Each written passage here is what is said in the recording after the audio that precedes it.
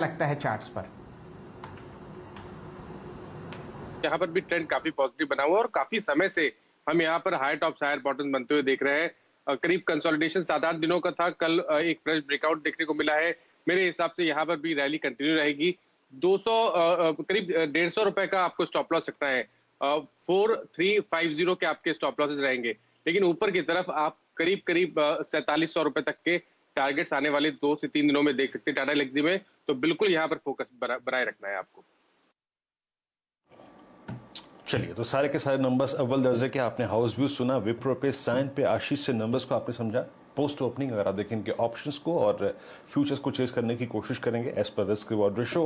लेकिन अब आशीष के पास चलते हैं समझने के लिए और कुछ खबरें जो कि स्टॉक्स पे आज इंपैक्ट डालेंगे। SIN स्टॉक्स एंड न्यूज, आशीष बताइए। तो फिर LTI और टाटा एल्क्सी पे क्योंकि टॉस आया था तो वही मेंशन कर रहे थे। साइन के नंबर्स मिले जुले थे, सुमित ने तो ब्रोकरेज बता ही दी है। रेवेन्यूज दरअसल 4.3% कॉन्ट्रैक्ट हो गए, स्ट्रीट एक्सपेक्टेशन से ज्यादा कॉन्ट्रैक्शन था, क्योंकि DLM डिजाइन लेड मैन्युफैक्चरिंग का जो वर्टिकल है हमेशा बड़ा इरेटिक बिहेव करता है, तो 20% क्यू ऑन क्यू उसमें डिक्लाइन था, इसलिए रेवेन्यूज लूज आउट हुए। हालांकि ऑपरेशनली बेहतर परफॉर्मेंस था, मार्जिन इनफैक्ट इस कंपनी के एक्सपैंड हुए। छोड़ देते हैं इसको क्योंकि इस पे आप डिटेल में बातचीत हो चुकी है। टाटा स्टील लॉन्ग प्रोडक्ट्स, बढ़िया आंकड़े, साल दर साल आय में 160% का जंप। इस कंपनी का आज तक का बेस्ट एवर इबीटा परफॉर्मेंस है, 520 करोड़ का इबीटा क्लॉक करा 131 करोड़ के घाटे के सामने। घाटा खैर वो एबरेशन भी है लास्ट ईयर जिससे हम कंपेयर कर रहे हैं, लॉकडाउन का समय था, लेकिन उस घाटे के सामने 332 करोड़ का मुनाफा। नंबर्स अच्छे, नंबर्स अच्छों के साथ साथ स्टॉक की चाल भी गजब की रही, ये भी ध्यान रखना है। Angel broking, Q on Q numbers को कंपेयर करते हैं हम लोग और बढ़िया नंबर्स है। 13% आय, EBDT 14%, मुनाफा 19%। ये सब सीक्वेंशली बढ़ा है। और क्यों बढ़ा है? एवरेज डेली टर्नओवर इन लोग का 21% क्यू ऑन क्यू बढ़ा, तो पूरा वो फाइनेंशियल पर्कुलेट कर गया।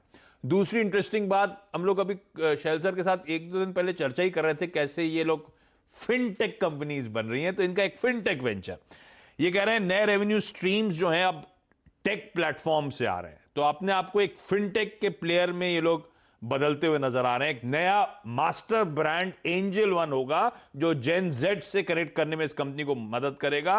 पुराना लोगो हटा के अब नया लोगो भी लाने वाले हैं, तो अपने आप को एक डिफरेंट एंटिटी के तौर पर प्रेजेंट करने की कोशिश। BEML, इसने घोषणा करी कल बाजार बंद होने के बाद कि बोर्ड ने मंजूरी दे दी, एक होली ओन्ड सब्सिडरी बनाई जाएगी जिसका नाम होगा BEML लैंड एसेट्स।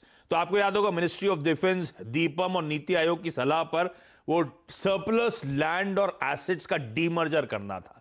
वो डीमर्ज्ड पार्ट जो है अब इस होली ओन्ड सब्सिडी में जा रहा है। दरअसल वो जो स्ट्रेटेजिक डिसइन्वेस्टमेंट का प्रोसेस है उसी के अंतर्गत है, तो वैल्यू अनलॉक होगी, स्ट्रेटेजिक डिसइन्वेस्टमेंट में आसानी होगी। बंधन बैंक का बिजनेस अपडेट आया Q1 का।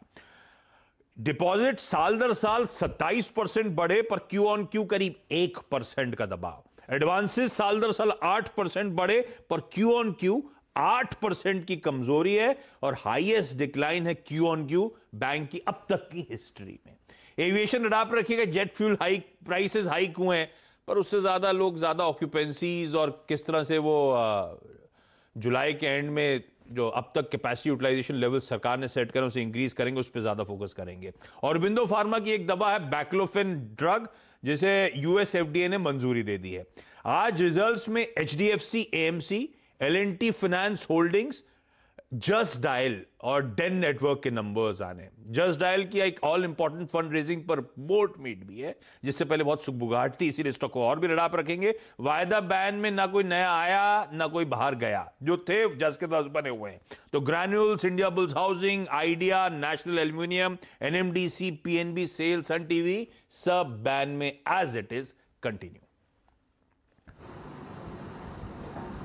चलिए, ये थे स्टॉक्स एंड न्यूज, लेकिन अब आपको जुड़वाते हैं एक बहुत ही अहम खबर से जो एक स्टॉक पर बहुत ही बढ़िया और अनुकूल मोमेंटम लाते हुए दिख सकती है। दिल्ली से लक्ष्मण रॉय साहब हमारे साथ जुड़ रहे हैं और चर्चा करेंगे उन खबरों की जो आपको दिल्ली के गलियारों से आती हुई दिख रही हैं, telecom equipment maker ITI limited से। लक्ष्मण जी, स्वागत है आपका। जी नमस्कार। दरअसल अभी मैं सुन रहा था आशीष जी को, जो बीएमएल के लिए अलग एक कंपनी बनाने की बात करे तो उसके एसेट को बेचने के लिए कमोबेश उसी तर्ज पे खबर आ रही है, वह आईटीआई को लेकर के। जो मुझे सूत्र बता रहे हैं उसके मुताबिक सरकार आईटीआई के पास जो लैंड बैंक है या फिर जो नॉन कोर एसेट है उनको मोनेटाइज करने पर विचार कर रही है। और चर्चा इस बात पर है कि इनसे लैंड बैंक और नॉन कोर एसेट को कंपनी से डीमर्ज कर दिया जाए और फिर इसको मोनेटाइज किया जाए। दरअसल इस मुद्दे पर पिछले दिनों एक महत्वपूर्ण बैठक हुई थी जिसमें दीपम के अधिकारी थे, टेलीकॉम से मंत्रालय के अधिकारी थे, आईटीआई के सीएमडी थे। वहां पे चर्चा हुई कि कैसे आखिर आईटीआई के लैंड बैंक और नॉन कोर एसेट को मोनेटाइज किया जाए। तो आईटीआई के सीएमडी का कहना था, जो सूत्र बता रहे हैं, कि हमने खुद लैंड मोनेटाइज करने के लिए पहल की है और कंसल्टेंट नियुक्त किया है। लेकिन दीपम का कहना था कि नहीं, आप ऐसा नहीं करिए। दरअसल सरकार की जो लैंड मोनेटाइजेशन पॉलिसी है उसके तहत इसको मोनेटाइज किया जाए। और वहीं पर एक प्रस्ताव आया कि इसको डिमर्ज कर दिया जाए आईटीआई के लैंड बैंक को और उसके नॉन कोर एसेट को, और फिर उसको जो है मोनेटाइज किया जाए। बता दूं कि आईटीआई के पास करीब 200 एकड़ का लैंड बैंक है। वहां पे कई सारी आईटी कंपनियां आईटी हब बनाने के लिए दिलचस्पी दिखा चुकी हैं। तो आईटीआई के लिए ये अच्छी खबर हो सकती है। लक्ष्मण जी, आपका बहुत बहुत आभार, आप हमारे साथ जुड़े।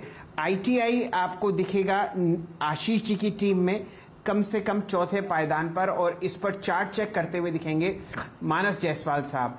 132 आपने कल यहां पर इसको क्लोज करते हुए देखा, 132.65। जायसवाल साहब बताइए, आईटीआई कहां जा रहा है?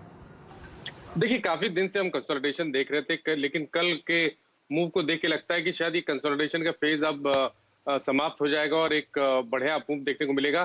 तो हम टेक्निकली अगर बात करें तो जो पहला टारगेट शैलजी आता है वो करीब करीब 139 का आता है, लेकिन मेरा समझना है कि स्टॉक 139 को ब्रेक करके 150-152 की रेंज में जाने की कोशिश करेगा मीडियम टर्म में। तो बिल्कुल खरीदारी करने की राय रहेगी। ट्रेडिंग कॉल लेना है तो 129 का स्टॉप लॉस रखे, 139 का टारगेट रहेगा। पोजिशनल बेसिस पे आप 150 तक के टारगेट सेट कर सकते हैं। ये रणनीति आपके सामने आईटीआई पर आती हुई दिख रही है, 150 का लक्ष्य साधते हुए हमारे मित्र मानस जायसवाल साहब।